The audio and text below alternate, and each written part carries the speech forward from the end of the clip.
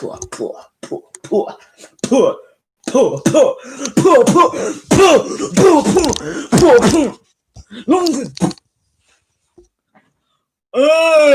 Zach. I know it's Zach, and I like torpedoes. I like torpedoes.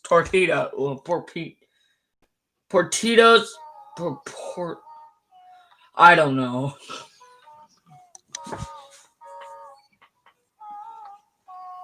Ooh, I like the sound. Reminds me of my.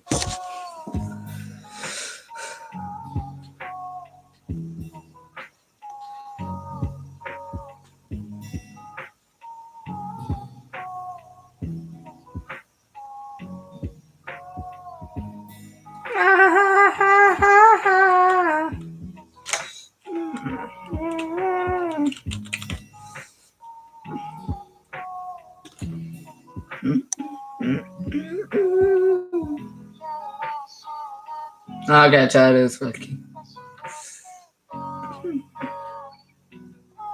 I don't hear anything. Oh, his name Tony, huh? Well, I'm gonna give that a dislike. The very first one. I'm sorry. Hello, everybody. Welcome back. Tony Stark is one of the most popular and favorite characters in the MCU. This genius billionaire playboy and philanthropist proved that it's possible to become a superhero even if you don't have any superpowers. Due to his genius-level intellect and deep engineering knowledge, he created his Iron Man suit. And while Stark was improving his armor in an effort to make it perfect, the ways he was suiting up were also changing. So let's recollect these awesome scenes. Jarvis, drop my needle. The Mark I was the first armor crafted by Tony Stark while he was imprisoned in a cave by a terrorist group called the Ten Rings. And we all remember how Stark and his friend Yinsen were trying to charge the suit.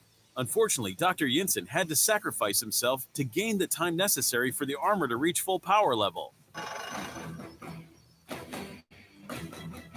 The Mark I was totally bulletproof and looked like a walking tank armed with several missiles and flamethrowers. My turn.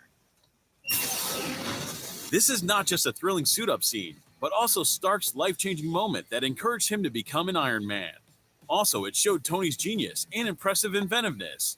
After the escape and returning to the Malibu mansion, Tony Stark constructed the Mark II. Unlike the previous suit, this one was provided with better technologies, had sleek design, and fully integrated AI named Jarvis. I actually like. I truly like Iron Man. When it first came out, I loved it. It was one of my favorites.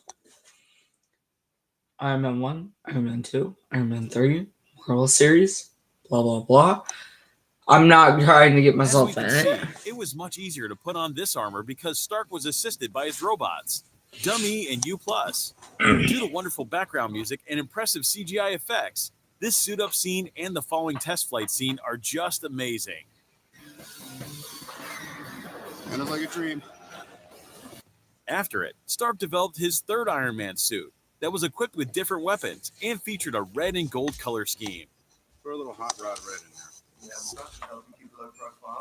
When Tony discovered that the Ten Rings had taken control of Galmira, he was full of anger, hate, and a desire for revenge. That's why Stark decided to test his Iron Man suit and kill the terrorists. The first Mark III suit-up scene is full of details that show how Tony was fitted with all the pieces of the armor. Everything was very realistic, including the high-pitched whirl of the automated screws or the clicking of the metal plates. Also, do you remember the funny moment when Stark was getting out of the armor? Obviously, that process needed further improvements. Let's face it, this is not the worst thing you've caught me doing. Tony used the Mark IV for the first time when he jumped out of the plane to land on the stage at the Stark Expo opening. We can see that this armor was much easier to take off, but still, it was impossible to do that without Stark's robots. Plus, thanks to the wonderful AC/DC song Shoot to Thrill and amazing performance, this scene will be remembered for a long time. The next scene where Tony Stark had to put on his suit became one of the most satisfying and fan favorite. This also applies to the armor he was wearing. The Mark V was the first Iron Man suit provided with a special portable system that was able to fold itself into a suitcase.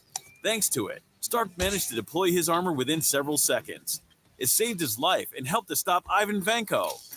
When Stark managed to improve his arc reactor, he created new armor named the Mark VI, and it was the first suit with a triangular-shaped unibeam on the chest piece. Besides, it had such amazing features as water and electric resistance. At the same time, Tony needed robots to take off this armor, but due to various modifications, he was able to do it even while he was moving. We saw the Mark VII for the first time just right when Loki had thrown Tony through the window in the Stark Tower during the Battle of New York. This was the first armor provided with the remote capabilities.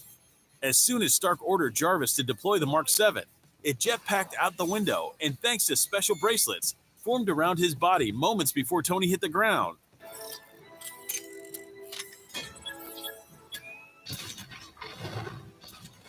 After the battle for New York, Stark created the Mark 42.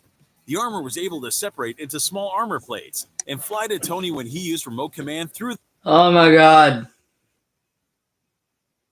I actually liked that one.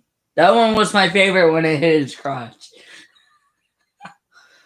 The subcutaneous chips. Stark tested the Mark 42 in his workshop. However, it's difficult to say that his first attempt was completely successful. One of the armor pieces failed to assemble onto Stark and crashed into another suit. Also, when the pieces flew to him, Tony was pushed back from the humming blows, and obviously, the last piece of armor hit him rather painfully. I know the crotch. It's not. Wait, that was not the booty. His suit to protect Pepper during the attack on his Malibu mansion. When Tony ensured his girlfriend was safe, he summoned the armor back and put it on to defeat the enemies. Besides, the Mark 42 helped Stark to escape from Trevor Slattery's house and deal with guards. One by one, the small suit components were flying to Tony. Although they didn't arrive all simultaneously, it's better late than never. Not the face. It's good to be back. If you're a true MCU fan, you'll never forget the final battle in Iron Man 3, when Tony Stark summoned his Iron Legion controlled remotely by Jarvis. During this battle scene, Stark was wearing a lot of suits, including the Mark 33, or so-called Silver Centurion, the Mark 16, nicknamed Nightclub, the Mark 40, aka Shotgun, and the Mark 15, also known as Sneaky. Stark liked to plan for possible negative repercussions, and one of those was the uncontrollable Hulk rampage. That's why in Avengers Age of Ultron, he had to fight with the Green Avenger using the Mark 44, aka the Hulkbuster. The armor was kept in a mobile service module, Veronica, on Tony's satellite. And after the Iron Man's command, the Mark 44 was sent down into South Africa. The armor began attaching onto Stark's Mark 43 when it was in midair. Probably anyone will agree that this is one of the most epic suit-up scenes.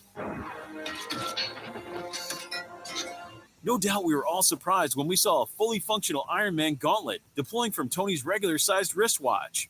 This gauntlet was the part of the Mark 46. Stark stored the armor in his helicopter and was able to deploy it with a simple press of the button. This is undoubtedly one of the coolest and fastest suit-up scenes ever. Uh-huh. Haven't played Crossout before? Now is the time. Crossout is a free action-packed game where you craft, ride, and destroy. Assemble unique battle machines from hundreds of parts and join massive battles against. And the next suit created by Stark was the Mark 47. Tony used it in Spider-Man Homecoming to push the two parts of the Staten Island ferry together and save the passengers. After that, he easily took off his armor to have a talk with Peter and take away Parker's suit as a result of his recklessness. If you even cared, you'd actually be here. And now we go to Avengers Infinity War and the scene where Stark deployed his Mark 50 for the first time. I'm sorry, Earth is closed today. Tony used impressive nanotechnology to create this armor. All nanoparticles were stored in a new removable arc reactor. They were able to deploy all over Tony's body in a couple of seconds. In addition, he was able to use the nanoparticles to form shield or various weapons. Where'd that come from? It's nanotech. You like it? The Mark 85 became Stark's final armor and the pinnacle of his engineering skills. He was wearing it during his travel back in time to New York. There, he used the suit when he jumped out of the Stark Tower, repeating the scene from the first Avengers movie. Thanks to the nanotechnology from the Mark 50, this armor quickly wrapped around Stark's body and helped him to maintain his cover. Also, before Hulk used a nano gauntlet, Tony deployed the Mark 85 and even created an energy shield. Unfortunately, the suit didn't protect Stark when he snapped his fingers and defeated Thanos.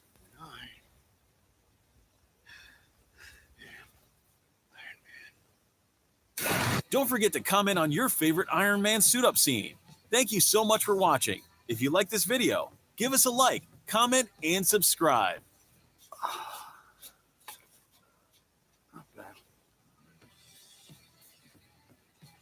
I wouldn't say it's bad, but hey, bye.